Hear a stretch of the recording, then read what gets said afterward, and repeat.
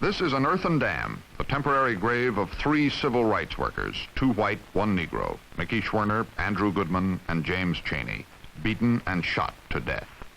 Among those indicted for this triple slaying were 6 men identified as members of the Ku Klux Klan. None has been brought to trial. In this automobile, Reserve Lieutenant Colonel Lemuel Penn was killed by a shotgun blast while riding through Colbert, Georgia. Arrested for this crime were 4 Knights of the Ku Klux Klan. 2 Klansmen were tried and acquitted. In a few short months, 5 murders, 13 alleged members of the Ku Klux Klan said to be involved in the killings. When such an order as this moves in and takes over the police power, you are completely at their mercy. And their atrocities and their violence can be visited on anybody that disagrees with them in any given situation. What started as a joke 100 years ago, when a group of men donned bedsheets for a romp, has over the years attracted to it persons charged with acts of harassment, intimidation, and violence throughout the South. Even though the nation has been outraged for many years, the Ku Klux Klan persists with its bizarre ritual and trappings. But 100 years is a long time for a joke.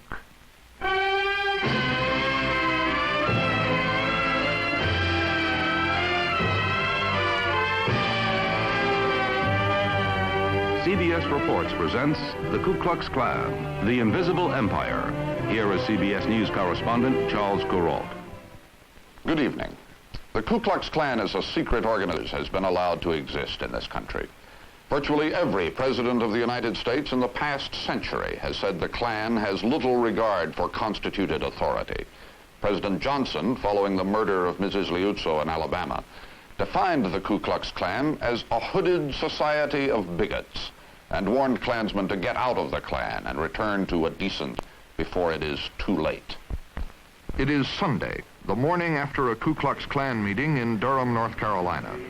These men are members of the United Klans of America, Knights of the Ku Klux Klan, one of the most exclusive organizations in America. It excludes many Protestants, all Roman Catholics, Jews, Negroes, Spanish Americans, Puerto Ricans, and anyone else who, according to the Ku Klux Klan, is not 100% pure American. I don't hate niggers, man. I don't associate with niggers. On the other hand, I don't associate with common white trash or Jews or Catholics, if I can help it. This is the Grand Dragon of the North Carolina realm of the United Klans, J. Robert Jones, former sailor, bricklayer, lightning rod salesman. He now reportedly rules over more than 50 claverns, or chapters, and their 7,000 dues-paying members. I think the nigger has rights in this country. He should have equal rights, but separate rights. It's worked for 100 years in the South, and I think it will work now. But if you was the nicest fella in the world and Lyndon Johnson said I had to associate with you every day, I'd tell Lyndon Johnson to go straight to hell because I would not associate with you. This is the Grand Consul, the late Matt Murphy, who until his recent death was Chief Legal Counsel of the United Klans. His favorite targets were the Negroes, Jews, the Fed system, and international bankers.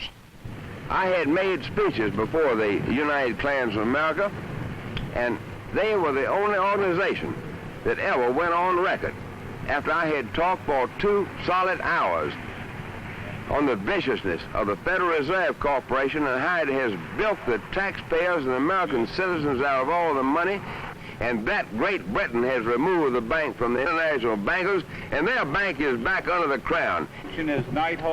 This is a Nighthawk of the United Klans in North Carolina. A Nighthawk is responsible for the security of a clavern. Why did you join the Klan? Well, I've got a wife, 5 kids. I think that's enough reason. I want them to have a country to be raised up in like I was. I wasn't forced to go to school with niggers. I wasn't forced to eat with them. And I want them to have at least the right that I had. The Disarmament Act was This is Mr. Outlaw. Wherever Jones goes, Mr. Outlaw, the Grand Klexter or guard, is at his side. In the group are the 3 defendants indicted for the killing of Mrs. Liuzzo: Eugene Thomas, William Eaton, and Cully Leroy Wilkins. These men had little to say. They preferred listening to their counsel, Matt Murphy, Jr.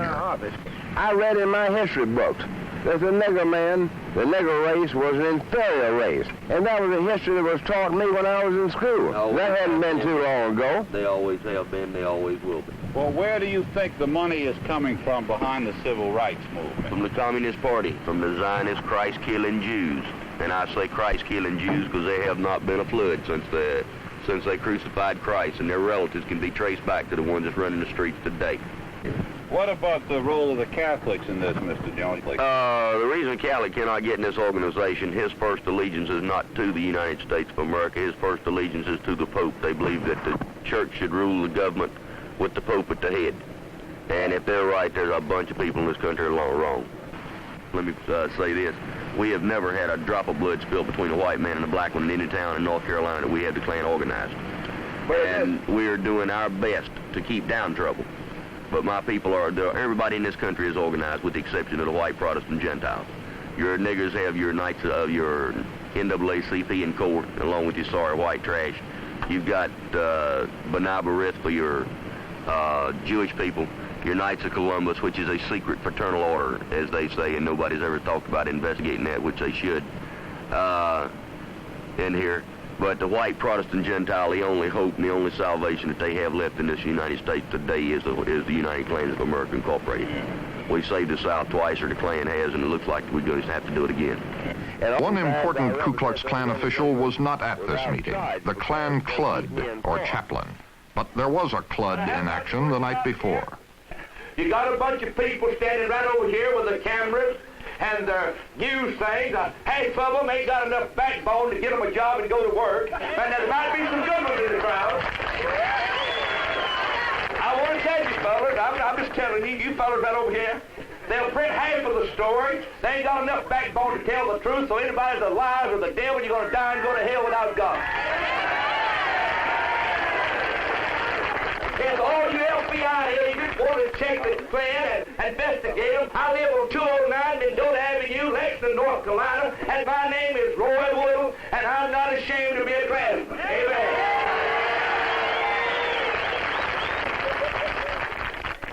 This is the Klan Clud in action. The preacher, evangelist, the hellfire speaker, the rabble-rouser. He entertains with a mixture of comedy and Christianity. But above all, he preaches racial hatred. Now, do you think children is brought up to mix the black and white together? Do you know your horse won't mix with your cow, your dog won't mix with your hog, and you tell me white people has got a mind and can't think no clearer than that? Listen, friend, we need to turn to God. We need to wake up to God. We had forefathers die to give us freedom. Our forefathers walked barefooted in the snow and fought and died to give us freedom. And now here we sit back because we got a dictator in the White House, a dictating, and you sitting your money down out of bed and ain't willing to stand up and be counted like a man or woman. It takes a man to stand and be a man. Anybody can go down to nigger town and commit adultery with a nigger, but it takes a Christian, a man to stand for God. Let me call you farmers to attention to a few things. You raise hogs, and you know when the old hog has a gang of little pigs, she'll try to protect them. You'll know the dog, when they have a gang of pups, they'll try to protect them. And you tell me you got a gang of white children running around in your yard, and you're going to stand by and see them sold out to a bunch of niggers. God help you to wake up and try to do what God would have you do. Protect your own. Act like a decent person.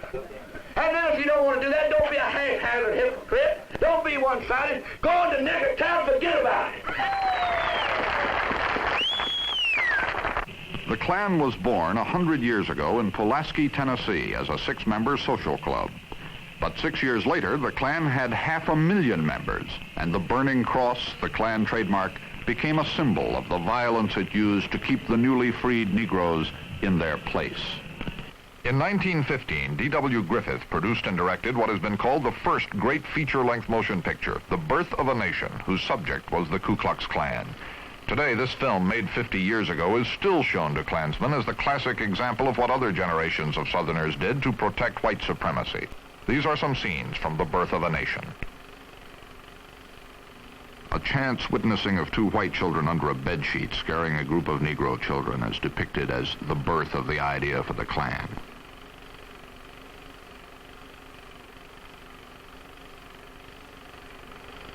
The idea is successful. Robed and masked Klansmen are able to frighten the Negroes.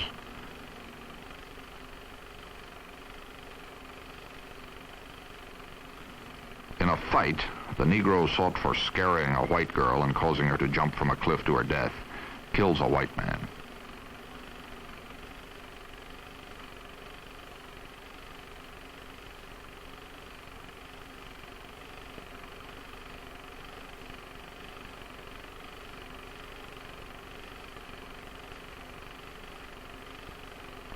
Captured, the killer is taken into the woods and put on trial. The Klan passes judgment. The culprit is killed, and his body deposited at the door of the lieutenant governor.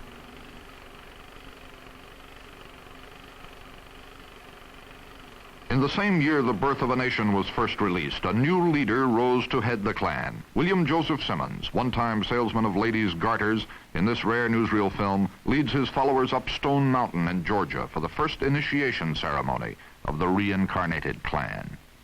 Simmons added something new to the Klan uniform, a stylized face mask, which he alone could wear. He also insisted the Klan operate in total secrecy. The Klan's sinister power grew as new recruits joined, some through coercion, and its clandestine activities increased. In the first 14 months after World War I, 70 Negroes were lynched, 14 burned. In 1922, Imperial Wizard Simmons could not overcome intra-Klan difficulties and was replaced by a dentist from Dallas, Dr. Hiram Evans, who inherited a depleted treasury from Simmons, as well as his title of Imperial Wizard. In 1923, Evans established headquarters in Washington to be closer to Congress, the Klan's next target. The Klan was so powerful in Oregon in 1923 that it was able to elect the president of the state Senate and the Speaker of the House. In Ohio, Klan-supported candidates became mayors of Toledo, Akron, Columbus, and other cities. At the National Democratic Convention in New York in 1924, it is estimated that at least 350 delegates were Klansmen, and they were responsible for the defeat of Governor Alfred Smith as the Democratic nominee. By 1925, the Ku Klux Klan was big business. Almost 6 million Americans now belonged to the Klan, and the organization was grossing $75 million a year. Some 40,000 Klansmen and Klanswomen crowded into Washington on August 8, 1925, to parade down Pennsylvania Avenue. To help the Klan coffers, a flag was used to catch money thrown in by spectators. In the 1920s, the Imperial Wizard of Indiana, David C. Stevenson, was indicted on charges of assault and battery, rape, mayhem, kidnapping, and murder, and found guilty. This scandal caused a sharp drop in Klan membership. In 1940, there was a mild flirtation between the German-American Bund, the believers in the master race, and the Ku Klux Klan, the believers in the supremacy of the white race. They joined up in a rally at Camp Nordland, New Jersey. The Klan. 25 years later, there is evidence that Klan-Nazi friendship is being revived. This year in Houston, Texas, Gerald Walraven, claiming membership in the United Klans, Knights of the Ku Klux Klan, was interviewed by radio station KTRH and was paid by check for his appearance. When the check was returned to the radio station, it had been endorsed by Lincoln Rockwell, head of the American Nazi Party, with a swastika stamped beneath his signature. In 1944, Imperial Wizard Dr. James H. Kolska bill from the U.S. Collector of Internal Revenue for $685,000 for the Klan's back taxes. Unable to pay, Dr. Kolska disbanded the Klan. But 4 years later, Colescott's former partner, Dr. Samuel Green, reactivated the Klan, and many new converts were initiated into Klandom, motivated by a desire to keep the Negro in his place. At a rally in Macon, Georgia, Imperial Wizard Green defended the new Klan. We don't hate the Negro. God made him black, and he made us white. And you will find this laid out in the 11th chapter of Genesis, in which he segregated the races. And we, knowing that for 5,000 years the white man has been the supreme race, we, the Knights of the Ku Klux Klan, intend to keep it the white race. Today, the organization differs from the past in that Klansmen are willing to appear in their robes and hoods in daylight. With the advent of the civil rights struggle, the Klan has become more militant. Some groups have paramilitary units, such as this one in North Carolina. Grand Dragon Jones security guards are trained to take care of anything that might happen at Klan rallies. The Klan also sponsors softball teams. Since softball can't be played in robes, KKK letters appear on the uniform to remind the spectators that this team is made up of 100% pure white American Protestant ball players. Sometimes Klansmen engage in more bizarre sport. The letters KKK were carved with a penknife on the chest and stomach of this man in Houston, Texas, after he had been hanged by his knees from an oak tree and flogged with a chain. The Attorney General of Alabama, Richmond Flowers, who is currently investigating the Ku Klux Klan in his state, told us, "The Klan to me is a group primarily of thugs that would use the civil rights issue to foster an organization or a clan, as they are, and will take the law into their own hands. They have become more or less their own police power. They are a police group within themselves, dedicated to defiance of law, violence. They are, as I have expressed it before, they are a hooded bunch of killers and night riders and floggers that this nation and this state has no use for whatsoever." The strength of the Ku Klux Klan is difficult to estimate. Among its many secrets is the actual membership total. Students of Klan affairs say there are at least 30 to 50,000 active members, but there are probably as many as 1 million or more Americans who are strongly sympathetic to the aims of the Klan and who, if pushed to a decision, would join the Klan. When a 100% pure white American citizen applies for membership, his application is carefully checked. If accepted, he can then leave what the Klan calls the alien world and become a member of the invisible empire. For the first time in Klan history, CBS News cameras filmed part of a secret initiation ceremony at a cavern in Georgia. Filming had to be done with available light, and the only parts of the ritual we could not film were the secret handshake, the password by which Klansmen identify themselves to each other, and the secret oath of allegiance to the imperial authority of the Klan. This is the ceremony we filmed.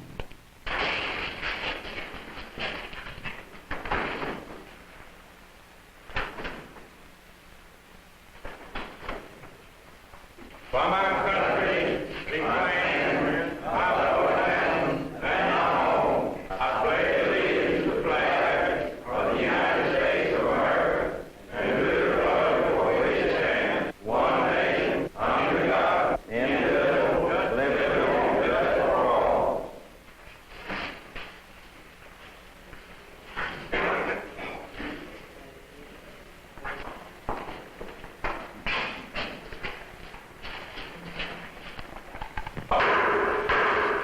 Five initiates appeared before an exalted Cyclops, a Clocard, Clud, and Clagrap, corresponding to a president, lecturer, chaplain, and secretary. The men were presented by the Clocard, and they had been checked out by the Clocan, or investigating committee.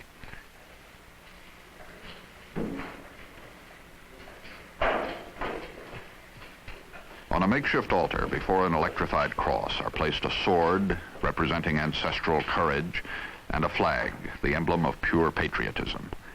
An open Bible is laid on the flag. A glass of water, which is used to consecrate the initiates, completes the symbolic array.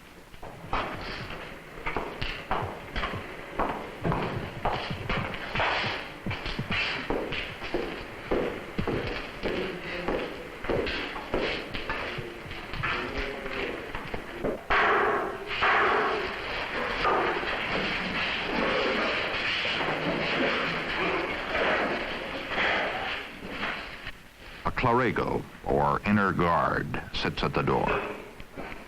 On the other side is a Klexter, or outer guard.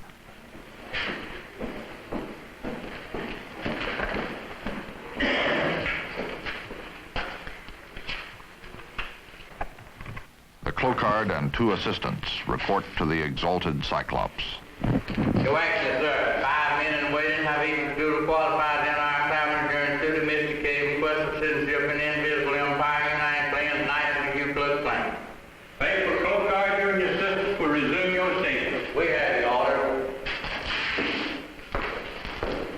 follow me and be fruitful.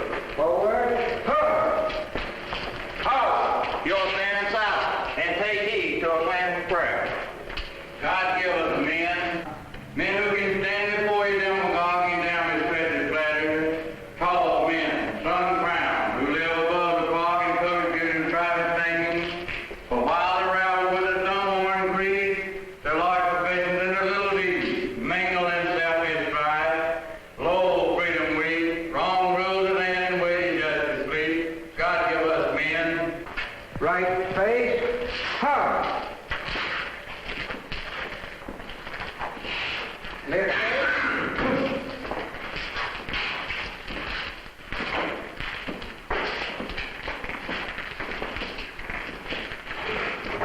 Left face.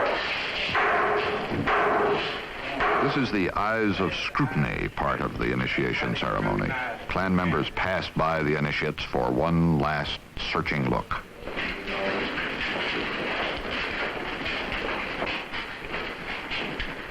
You may pass on. Right, hey.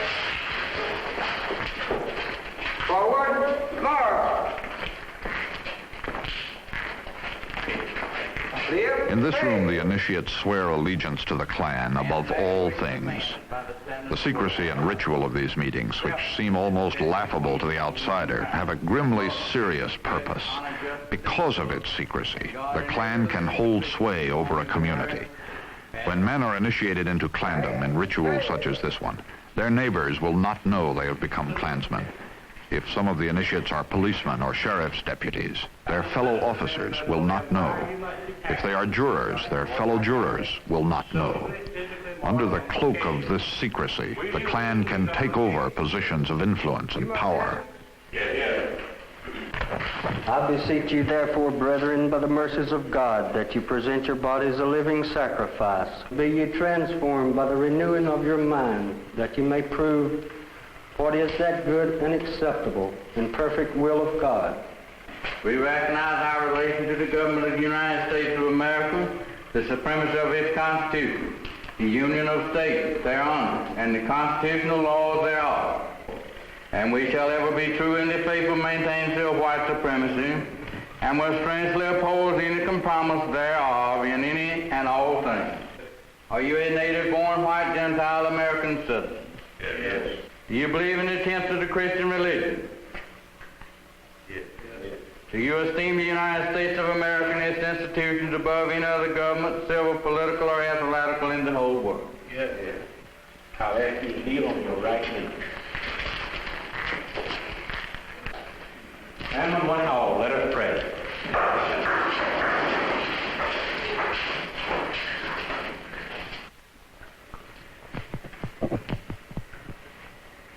Sirs, you may not write.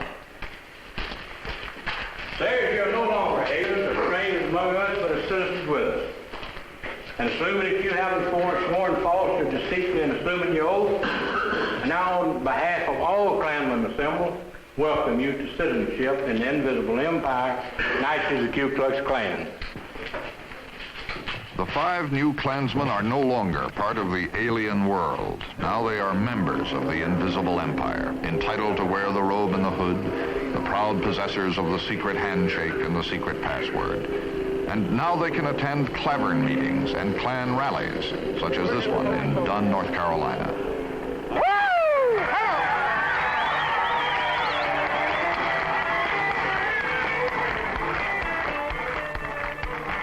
Klan rally has many elements of a carnival. It's an outing for the family. Children start attending these outdoor meetings at an early age. Robes for the youngsters are made by mothers and follow the pattern of adult robes. Rallies always have entertainers, and their material is Klan-tailored for the audience. This entertainer recites a poem. The saddest story ever told. When a white girl marries a Negro, her sun of light goes down, and glaring spots of sin appear on her wedding gown. And white and black men stand aghast while viewing this strange robe, and mutter, they will wreck themselves and damn each other's souls. 3 days and nights she felt black lips press smug against her own, and on the fall her troubled soul let out a frightened groan. And so I staggered through my days far from God's loving grace, till now the white man's place. Thank you. The featured speaker is usually a well-known personality. At this rally, it was the late Matt Murphy, Jr., Imperial Consul, or Chief Legal Counsel of the United Klans. And I'll tell you this, and go to your congressman, ask him what to do, and tell him what to do, because they're about to pass a bill out there that if you strike your civil rights worker, it's a federal offense, and they'll hold you before a federal court and take you to the most favorable county they can find and cut your head off if they can. And when I say cut your head off, I mean they'll send you to the federal penitentiary. That's the way they're doing it. That's the way they call the shots. So for God's sake, get your congressman, and if he doesn't do it, elect somebody that will fight such a bill as that. As extra added attraction, Matt Murphy introduced the three men indicted for the murder of civil rights worker Mrs. Viola Liuzzo. Mr. W.O. Eaton. Mr. Eugene Thomas. The boy who stood under the battle guns, Collie Leroy Wilkins.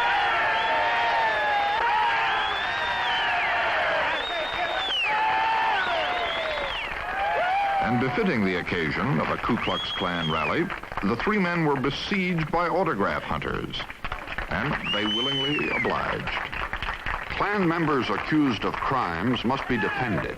Their consuls or attorneys must be paid. In addition, money is required for operating expenses and leaders' salaries, which run as high as $1,500 a month. The invisible empire needs a treasury. But where the money comes from and how much is a secret. What is known is that initiation fees are between $10 and $25, and yearly dues for assessments range from $3 to $15.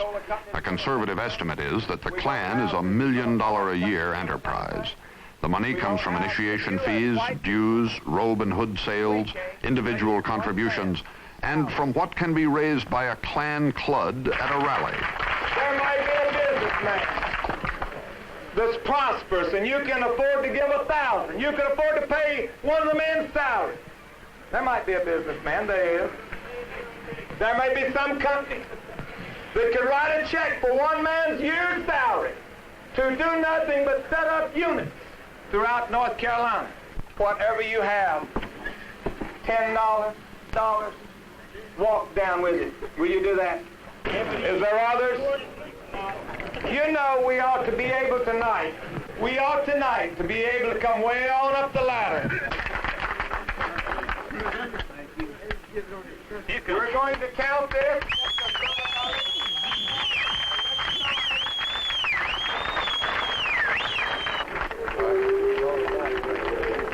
The men and women in robes receive torches, and the parade around the Kuklos, or circle, begins.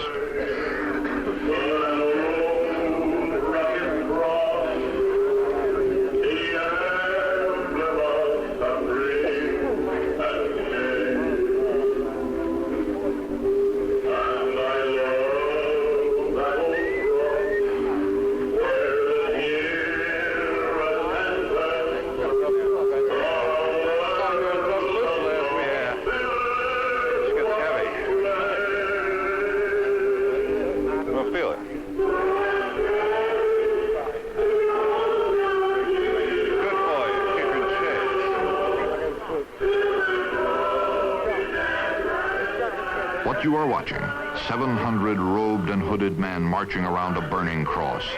Took place in the United States in 1965.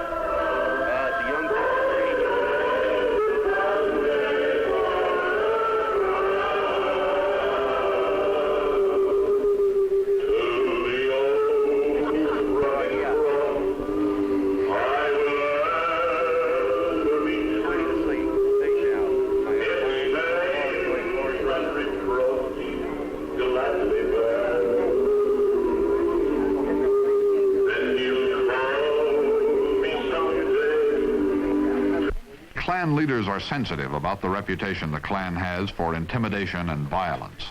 In an attempt to erase this image, they have adopted a new policy which in effect says, look at us, we are a fraternal organization. We have nothing to hide. Imperial wizards and grand dragons no longer avoid the press. Klan leaders sport crew cuts, button-down collars, and well-tailored suits. The most publicized and best organized Klan leader is Imperial Wizard Robert Shelton of the United Klan's Knights of the KKK. Shelton spends much of his time in his Tuscaloosa, Alabama office, constantly listening to tape recordings of Martin Luther King Jr. while he examines pictures of civil rights demonstrators. Those he can identify are circled and filed. Shelton explains why. We have a division in our organization called the KBI, the Klan Bureau of Investigation, and I might add it is pretty effective. We're able to uncover a lot of evidence that other departments might miss. The Klan says it does not advocate intimidation, harassment, or violence, that it is a peaceful organization. Let us take a look at some proven Klan activities. In the small community of Gray, Georgia, the only movie theater in town permitted Negroes to sit in the balcony. The Klan decided this was not a healthy thing for the white people, and every Friday night, 50 carloads of robed Klansmen circled the theater. Today, the movie house in Gray, Georgia is closed. A victory for the Klan. Further examples of Klan intimidation were uncovered in an injunction lawsuit in the Fifth Circuit Court of Appeals in New Orleans. The hearings revealed that in Bogalusa, Louisiana, sometimes called Klantown, USA, some of the city's estimated 1,000 Klan members were auxiliary policemen. The city attorney, who is responsible for prosecuting charges against Klansmen arrested for violence against civil rights workers, was himself identified as a Klansman. The powerful Bogalusa Klan moved this year against radio station WBOX, whose owner was one of a group which invited former Arkansas Congressman Brooks Hayes to make a speech in Bogalusa on race relations. Klansmen made hundreds of anonymous phone calls to the station sponsors. The effect was immediate. 75% of the commercials were canceled. WBOX is still broadcasting, but at a loss. Although the Klan says it has respect for law and order, there are records of countless crimes which some Klansmen performed for reasons they deemed proper. Judge Daniel Duke, who has fought the Klan for 25 years in Georgia, tells how the Klan administered its own kind of justice. They'd have the Clocan committee, or the committee that administered the floggings. One would get on one side of this man who was doubled up with his wrist handcuffed to his ankles, who had been taken from his home, he thought, by a legal warrant, and who had, unknown to him, been reported by someone to be a labor organizer. And they equated that to communism, and then they equated that to race mixing. And they would usually equate that to, say, some Jewish person was back of it. And a multiplicity of things, anything that appealed to hate, prejudice. They'd take this man and they would beat him unmercifully. The Ku Klux Klan does not stop at floggings. 8 years ago in Birmingham, Alabama, a group of Klansmen committed the most heinous crime short of murder. As a warning to civil rights leaders, they abducted this man and castrated him. They hit me in the back of the head, told me to lay down, and they all grabbed me, stretched me out. One stood on this arm and one stood on this one. And one caught my leg and spread it apart. Then he got help from the other one and they spread my leg apart. The boss ordered him to do your way. And they went to cutting on me. When they got through cutting me, they put turpentine on me. Said I wasn't hollering. Put turpentine on to make it hate more. I don't believe they're human. But not only individuals suffer at the hands of the Klan. Sometimes whole cities are victims. In one large city, there is evidence that Klan-inspired violence touched off one of the most vicious racial riots in recent history. The place was St. Augustine, Florida. This Klansman was primarily responsible for what happened. Reverend Connie Lynch is probably the most effective rabble-rouser and preacher of bigotry the Klan has to offer. Most people would kill you if you put a Jersey bull in among their white-faced Herefords. They'd shoot you. But they tell me that I don't even have the right to fight to protect the white race. Let these black bucks come in. They said it was going to be settled in the bedroom. Well, I got some news for them. There may be some bedroom cases, all right, but when the smoke clears away, there won't be no bedroom cases. Little Rock, Oxford, Birmingham, Albany, Georgia, Bogalusa, Louisiana. Connie Lynch was there. And when racial violence was predicted for St. Augustine, Florida, Connie Lynch went there, too. Negroes were trying to integrate the bathing beaches, and the Florida Advisory Committee to the U.S. Civil Rights Commission warned that the city was becoming a racial super bomb with a short fuse. When the police stand up on the corners and hit the white fellas in the stomach with the blackjacks standing on the corner, and the white people gotta march through there and say, The tempo of violence increased rapidly in St. Augustine. The Klan paraded in the streets, unmindful of the rain. And I'll say this to the Stooges, I want to take this back to the enemy's camp, to the niggers and all their cohorts, that we white people are going to rise up 140 million strong. On the night of June 25th, 1964, the fuse burned down and the racial bomb exploded. St. Augustine was the scene of a frightening riot. Scores of people were injured, 19 hospitalized. Connie Lynch had done his work. I spoke for the white people. The white people rallied behind it, and we kicked the living hell out of the niggers, sent the out-of-town niggers to the hospital and out of the state, put back to their own hometowns where they ought to have been, and the niggers in St. Augustine got quiet and went back over to Niggertown where they belong. These examples of Ku Klux Klan activity are not unusual. For the past 100 years, the invisible empire, this self-proclaimed second national government, has reserved to itself police authority and the right to correct what it considers wrong. Although some Klansmen have been apprehended and tried for their crimes, the fact remains that the perpetrators of more than 225 bombings and 1,000 acts of racial violence, reprisal, and intimidation in the last 10 years have not been arrested. The problem is that law enforcement itself is often in the hands of authorities who either belong to or sympathize with the Ku Klux Klan. The publisher of the Atlanta Constitution, Ralph McGill, explains why citizens are powerless to protest in such situations. In the small community, you too often find that the sheriff is a member, or that the deputies are members, and the poor white man, or more particularly the poor Negro in a small community, he well knows that he's taken a toll, that the law isn't going to help him because the law is more often than not in the Klan or sympathetic with it in the small southern community. The Klan is not a single, strongly organized group. It is composed of splinter groups fighting each other for new members and new territory. On Memorial Day weekend, Robert Shelton's chief rival, James Venable, head of the National Knights of the KKK, took his Klan north to a site 25 miles from Cincinnati, Ohio. Both Venable and Shelton believed the whites in the north, worried about Negro civil rights demands in their own communities, are ready to embrace the Klan. This was the first open Klan rally in Ohio in more than 30 years. The fact that the Klan is getting bolder was demonstrated by the site which was selected, right alongside Superhighway 75. Klan robes, many of which had been stored away for years, were put out for an airing. Since the building of a cross for the Klan ritual requires skill, out-of-staters volunteered to hammer the cross pieces, wrap the burlap carefully, and then soak their handiwork with a mixture of gasoline and motor oil, a half gallon of gasoline and 5 pounds of oil for every foot of the cross.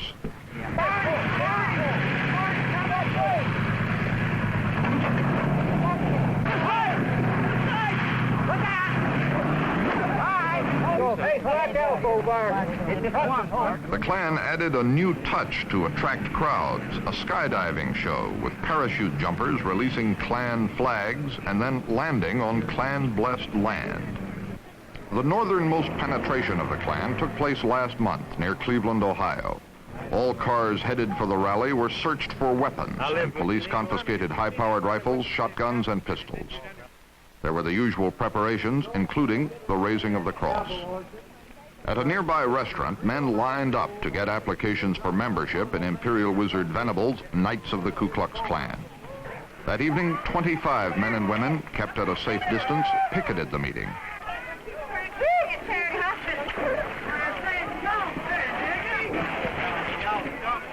The burning of the cross was the high point of this rally, only 21 miles from Cleveland. Does the invisible empire have a right to continue its activities, either in the North or the South? In our democracy, freedom of speech must be accorded this organization. Klansmen have a right to meet and wear uniforms. If the Klan is a fraternal order, it should enjoy the privileges of other orders. But the truth is that among all such organizations, only the Klan has a history of violence. Lawmakers have not ignored the Klan. 22 states have passed laws prohibiting the wearing of masks in public, and 52 southern communities have outlawed masks and cross burnings. But even these laws have been ineffective. Klansmen can still legally wear masks and burn crosses on private property. They still intimidate and harass citizens. Now, the Office of the Attorney General is working on new anti-Klan legislation mission to Congress. Attorney General Katzenbach was asked what form this legislation might take. Well, I think it could take a number of forms. One would be to follow the analogy with respect to the Communist Party and to seek full disclosure of their membership and a listing of the Klan and its members and its officers as a sort of glare of publicity. Another approach, perhaps a better approach, would be to follow the pattern of the existing laws, but to expand their scope of federal jurisdiction under them and to increase the penalties under them so that the federal government could get a more deep involvement. We've put up with the Klan for 100 years in this country. How long is it going to take for us to see the end of the Klan? I don't know when we'll see the end of the Klan. I think the end of the Klan is any kind of an effective organization of any sort at all is within sight. I doubt that the Klan is going to be a very effective force anywhere as 10 years from now. Earlier in this program, we showed Reverend Roy Woodall, a Klan Clud, in action. A few days ago, Woodall quit the United Klans Incorporated. Last week at his home near Lexington, North Carolina, we asked him why. Well, if people would just check the record and see this now, who is leading the Klan and what are they and what do they stand for? That would be a logical question. So take in the individual, what if he be in the Klan or out, check the leadership. Say, for example, we have people was painter contractors. As far as I know, failures. We have people was insurance agents. As far as I know, failures. We have people with concrete business. As far as I know, failures. And such as that just failed out and flunked out, couldn't promote leadership and just lost out everything they had. And then, well, when they couldn't find nothing else to do, as the fellow said, they made them a Klan's leader. At every Klan meeting, Reverend Woodall, they go around and collect money. What happens to that money? Where does it go? Well, as far as we know, it all finds its way in the pockets of leaders. Now, if you know where anything else, when I don't myself as an individual, I just couldn't tell you. Now, we know that they do take up money every rally. Now, we know that. The news knows it. Everybody there knows it. They pass their buckets around and they do take up money. But as far as we know, that's the end of it. We don't have no record of nothing else as far as I know now. Somebody else may know something I don't know, but all we know is people rides around, lives in their motels, drives their Cadillacs, eat their ribeye steak, and laugh at the poor people as they go by. Whatever happens to the Ku Klux Klan will not finally happen in Washington. It will happen in those small towns of the South whose natural spirit of generosity and justice have been damped and whose leaders have fallen silent. If the Klan prospers, it will draw its strength from such communities. If the Klan falls, it will be because one man and then another in such places have made up their own minds that a free society cannot coexist with an invisible empire. This is Charles Kuralt. Good night.